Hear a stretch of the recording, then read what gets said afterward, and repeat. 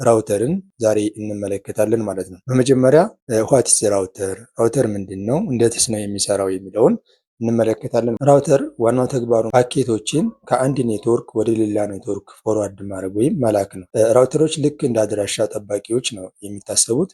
ማለትም ለምሳሌ አንድ መስቀለኛ መንገድ ላይ መኪና እየነዳን ቢሆን የምንፈልግበት አድራሻ ለመሄድ የትኛውን የመስቀለኛ መንገድ መስመርን ተከትለን ነው የምንሄደው የሚለውን ወስነን እንደምንጓዝ ሁሉ ራውተሮች ምን ያደርጋሉ? በኔትወርካችን ውስጥ የምንወስደውን ዳታ የት ነው የምናደርሰው የሚለውን አድራሻውን ወስነው ፓዙን ተከትለው የትኛውን መንገድ ይዤ ነው የሚሄደው የሚለውን ወስነው ይጓዛሉ ማለት ነው። ስለዚህ ይህንን ውሳኔ የሚወስድልን ዲቫይስ ራውተር እንለዋለን ማለት ነው። እሺ አንድ ኤግዛምፕል እዚህ ጋር እንመልከት።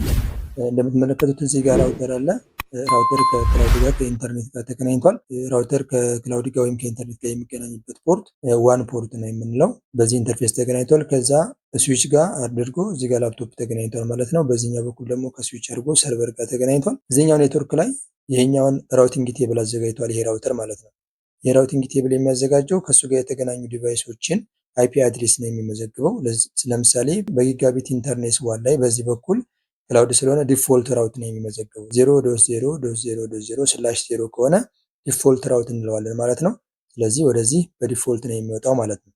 ከላፕቶፕ ጋር የተገናኘበት ኢንተርፌስ ደግሞ ጂኢ2 ነው። እዚህ ጋር እንደምትመለከቱት በጂኢ2 ኢንተርፌስ የተገናኘው አይፒ አድሬስ 10.1.1.0/24 እንደሆነ መዝግቦ ይዟል ማለት ነው። በጂኢ3 ደግሞ በዚህኛው ኢንተርፌስ ይሄኛውን አይፒ እንደያዘ እዚህ ጋር ራውቲንግ ቴብል መዝግቦ ይዟል ማለት ነው።